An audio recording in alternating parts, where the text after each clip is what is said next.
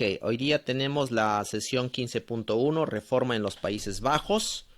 Esta es una clase donde vamos a aprender un poco acerca de algunos de los problemas, el contexto, cómo se hizo la reforma en los Países Bajos.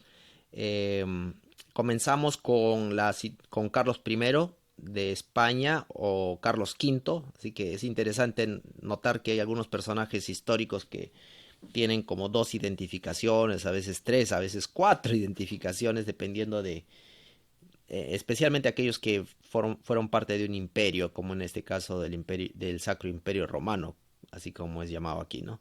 Eh, entonces, Carlos I de España o V del Sacro Imperio Romano.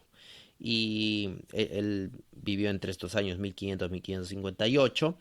Él fue un personaje que tuvo mucha importancia en la situación política de los Países Bajos, y aquí está el mapita de los Países Bajos para ubicarnos al menos dónde fueron los Países Bajos. Aquí tenemos Bélgica, Alemania, y los países que están ahí cerca del Mar del Norte, son considerados como Países Bajos, ¿no? Entonces, el tomo 10, perdón, el tomo 2 y el capítulo 10, en la página 83, encontramos información sobre la situación política en los Países Bajos. Entonces, el primer grupo trabajaría con la descripción de la situación política en los Países Bajos. El grupo 2, tenemos otro tema importante aquí en cómo se llevó a cabo la reforma en los Países Bajos. Tiene que ver con los hermanos de la vida común. Todo un movimiento importante, que influenció mucho en la reforma protestante en nuestros países, ¿no? Esto lo van a tener en el capítulo 10, página 83, tienen un poco, pero no se queden con este contenido, necesitamos investigar un poco más porque este tema es un tema muy interesante que hay que investigar, lo pueden investigar ahí en internet, especialmente bastante información sobre los hermanos de la vida común. Luego tenemos a otro personaje que eh, curiosamente se llama Felipe I de Castilla, llamado el Hermoso, ¿no? El Hermoso vivió entre los años 1478 a 1506. Este personaje también, en realidad, él es el padre de Carlos V, es su papá de Carlos V. Tuvo mucha importancia en los eventos relacionados a la reforma en los países protestantes. Así que los dos personajes que van a encontrar mucho en este tema son Carlos V y Felipe I de Castilla. Son los dos personajes que influenciaron muchísimo en los eventos que ocurrieron en la reforma protestante en estos lugares, ¿no? Y ahí está la referencia en el tomo 2 de página 84, donde pueden leer un poco acerca de cuál fue su papel en los conflictos y los conflictos que tuvo con el protestantismo, el papel que tuvo en estos conflictos. Y luego tenemos este tema interesante. Este tema es sobre los mendigos del mar, ¿no? Un grupo de, algunos diría, de piratas, ¿no? Un tema interesante. ¿Cuál fue su importancia en la reforma? Cómo puso en jaque mate a todas las políticas que se trataron de instaurar en ese tiempo. Entonces es otro tema interesante.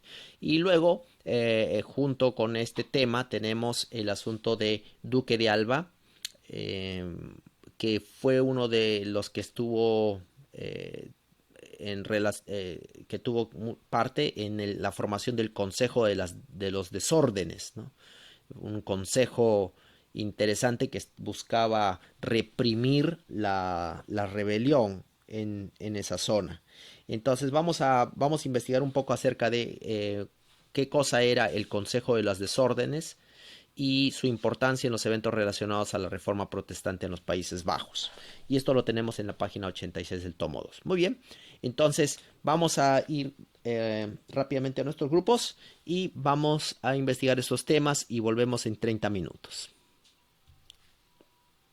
Tocó la situación política de los Países Bajos y justo se menciona ahí a Carlos V. Avanzamos con la diapositiva. Estos Países Bajos consistían en 17 provincias aproximadamente, ¿no? En lo que ahora es Bélgica y también Holanda. Muchos de estos habían sido conocidos con el centro de la oposición a las doctrinas católicas romanas Dentro de ellos estaban los valdenses, los hermanos de la vida común, que jugaron un papel muy importante. Estaba el misticismo y el humanismo, estaban representados en esta sección. Ellos estaban en la época de 1517, 1529. También el luteranismo se extendió rápidamente en los Países Bajos. Los menonitas hicieron gran progreso hasta 1540, cuando el calvinismo empezó a hacerse muy influyente. En los Países Bajos se dictaron muchos edictos, y uno de estos es el del Cruel Worms, que prohibía determinantemente la ayuda a cualquier modo de trabajos en la reforma. En estos tiempos también se veía que España estaba atacando por estas épocas. España estaba atacando mucho, no solo por cosas religiosas, sino por ámbitos políticos. Los calvinistas fueron los que más presencia tenían, ¿no? La biografía que podemos ver de Carlos dice que él nació en el 1500 en Flandes, hijo de Felipe el Bello de la casa austríaca de Habsburgo. Él fue archiduque de Austria y en 1516 se hizo señor de los Países Bajos, que heredó de su padre, jefe de los crecientes de Habsburgo, y en 1519 rey de España.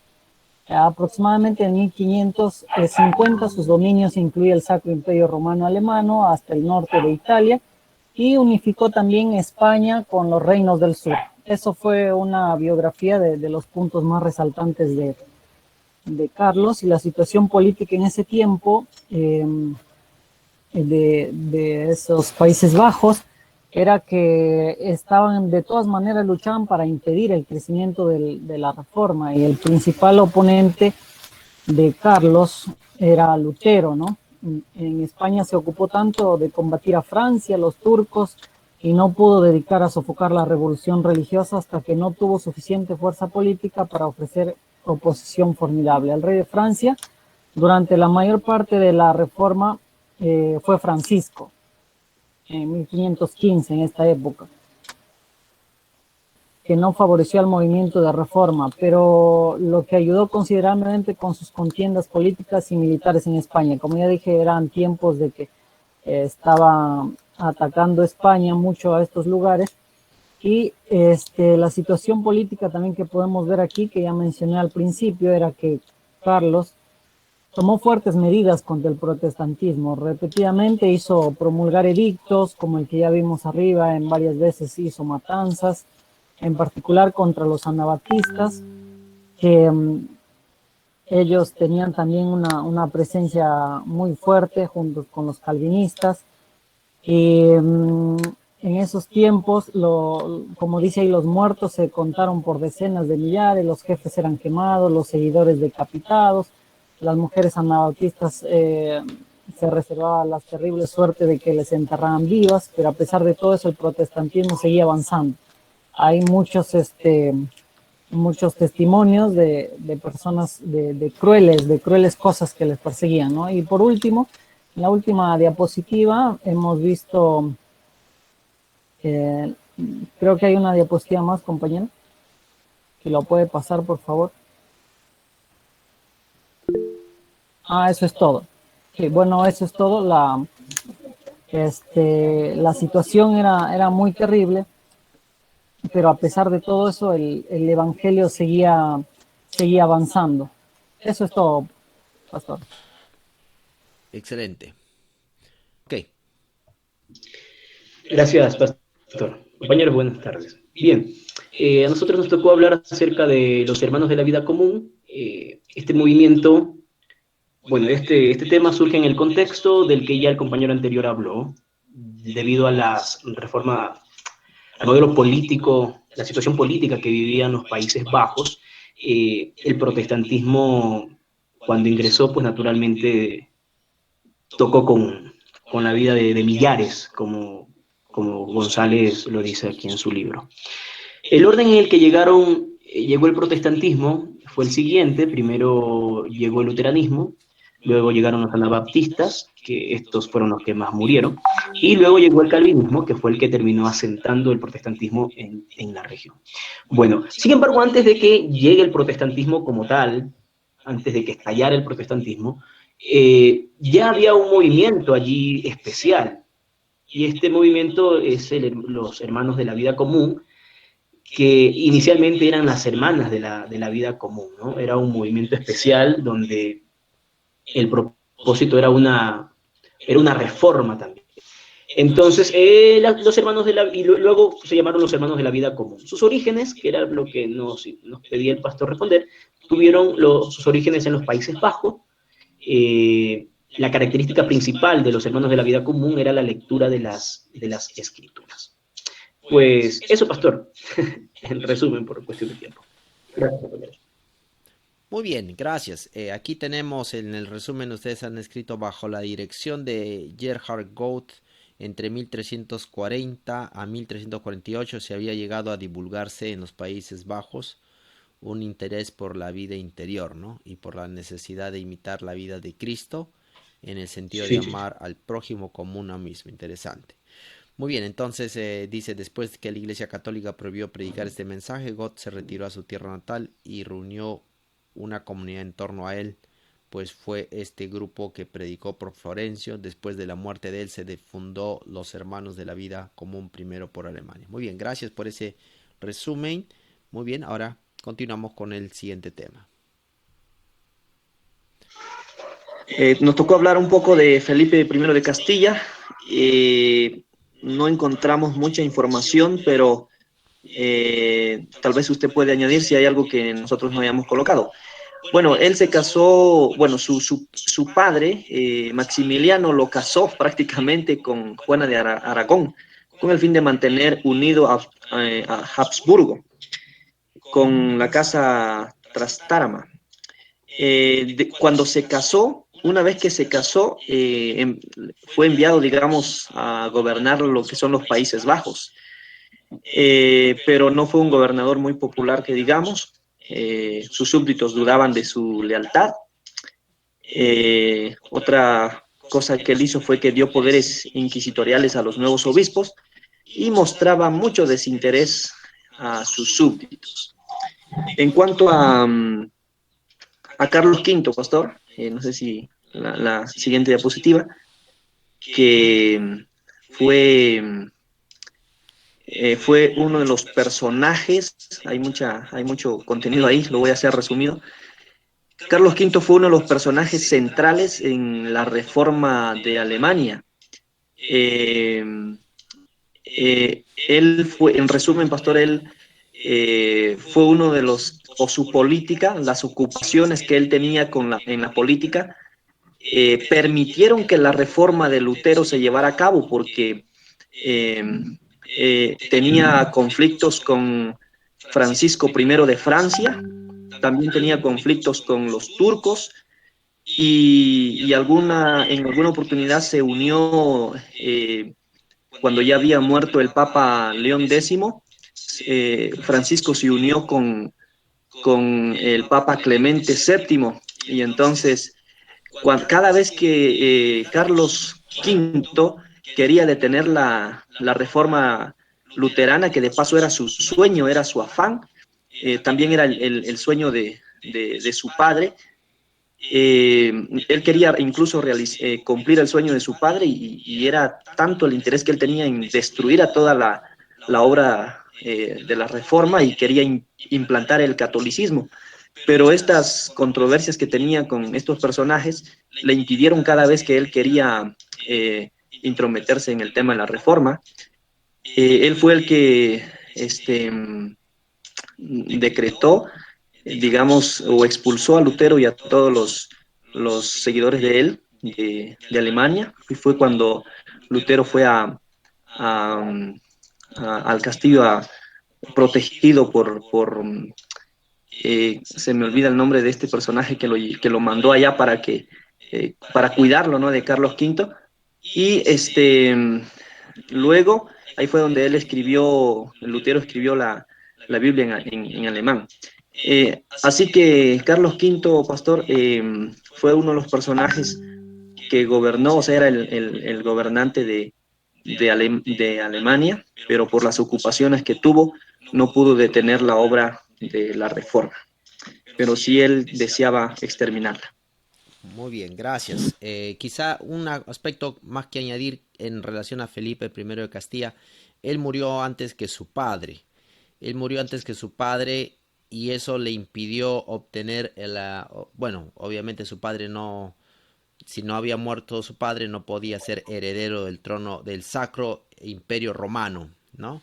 Entonces, él falleció antes que su padre y eso le impidió ser heredero de ese trono.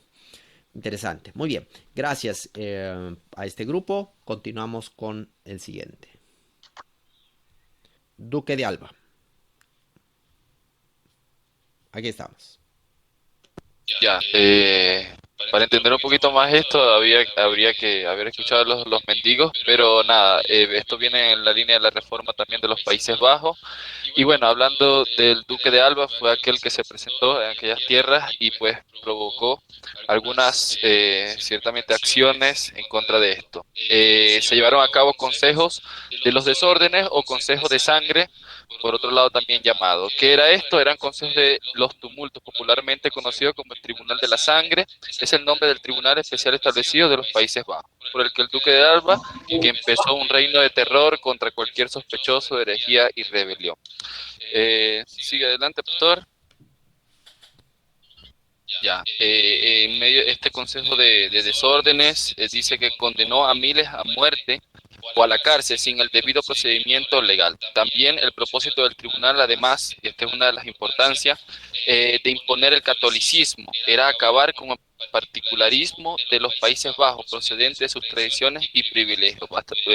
Ya nosotros hemos escuchado que en los Países Bajos fue donde mayormente la reforma también agarró auge, y es por esto que ciertamente se llevan estos consejos de desórdenes en contra de esto. Dice que las primeras víctimas del Consejo de los Tumultos fueron dignatarios que en 1566 solicitaron a Margarita de Parma que predecesora del Duque de Alba, una relajación de la persecución religiosa contra los protestantes, lo que ya le había mencionado. El consejo celebraba sesión generalmente por la mañana y por la tarde, a la que la frecuencia asistía el duque por espacio de 7 horas diarias. Siguiente, pastor. Bueno, este también consejo se celebraba una sesión generalmente, no, a ver, bueno, ya se lo había dicho. Esta, finalmente, no, Está, pastor, es aquí. sí, creo que, no, la anterior, habían dos aspectos más que, la anterior, ahí, lo que dice: los acusados eran condenados en montón con vituperable ligereza y de un extremo a otro de los Países Bajos se levantaron hogueras y patíbulos, funcionando el hacha del verdugo sin cesar, hasta que todo el país quedó empapado de sangre. Este era el proceso mediante el cual los protestantes eran muertos, ¿no? El Tribunal de los Tumultos condenó un total de 8.957 personas entre 1567 y 1576. Y bueno, finalmente, la última diapositiva, pastor. ¿Cómo se termina esto? Dice que el Consejo de los Tumultos desapareció con la partida del Duque de Alba, quien dejó los Países Bajos en 1573. Al año siguiente fue abolido, ¿no? Al parecer, él era el que le daba autoridad para poder llevar a la Iglesia Católica para poder llevar a cabo este proceso de ejecución de los protestantes. Y bueno, finalmente fue abolido al su partida. Eso es todo, pastor. Gracias. Bien, gracias. Este es algo que hay que resaltar aquí. El Tribunal de los Tumultos condenó un total de 8.957 personas. ¿Puedes imaginar? Este es increíble, ¿no? Una cifra impensable de tanta gente que fue acusada y condenada de esta manera, ¿no? Con el verdugo que mataba a gente y los ponía en hogueras y patíbulos. Increíble, esto fue una de las cosas más desastrosas que podríamos haber visto en la historia del protestantismo. Entonces, el Consejo de Sangre tiene ese nombre por atributos realmente característicos de su labor. Qué terrible. Esto es lo que ha tenido que pasar el protestantismo cuando empezó a surgir en los Países Bajos. Muchas gracias. Vamos a ir al siguiente tema. Siguiente, bueno, el tema es los mendigos del mar. Bien, estos mendigos del mar eran piratas, básicamente eran piratas protestantes. Al comienzo se trataba de piratas, bueno, no, de protestantes, ¿verdad? Que se habían vuelto al... su tema teológico era el amparo de los mendigos, pero eran bastante agresivos y eran iconoclastas, como los construían las imágenes de las iglesias. Creían que de ese modo los iban a dejar de adorar imágenes. Entonces esto provocó que el Estado se preocupara bastante y apelaron a un líder que era amigo de los protestantes, que era Guillermo de Orange, para que lo apaciguara, y él accedió por un tiempo. Sin embargo, el rey Felipe II de España organiza un consejo de los desórdenes que el pueblo le llamó el Consejo de Sangre, que como vimos en el tema pasado, era un grupo que castigaba a los protestantes de formas algo severas. Fueron de nuevo condenados como herejes por los católicos y bueno, a los católicos se les acusó también de haber permitido esto. Orange era católico liberal y como vimos, los católicos también les pidieron ayuda, pero fue traicionado por los condes Edmond y Hong, que capturaron a su hijo y Orange los hizo ejecutar. Eh, Orange dotó a estos mendigos de navíos para que pudieran resistir contra sus perseguidores. Y es en el mar donde ellos toman ese tinte de piratas. Isabel de Inglaterra les permite comercializar en sus puertos. Después ella intenta cambiar esto, pero para cuando lo intenta, los mendigos del mar ya eran bastante poderosos y ya no podían ser eliminados. Guillermo Orange se convierte al calvinismo en el año 1574. Bueno, continuamos.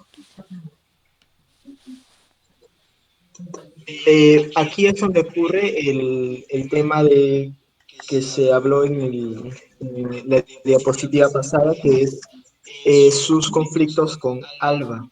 Lo que desató un poco el enojo de Orange es la matanza de San Bartolomé, que bueno, yo lo recordaba como que era la matanza de los protestantes franceses.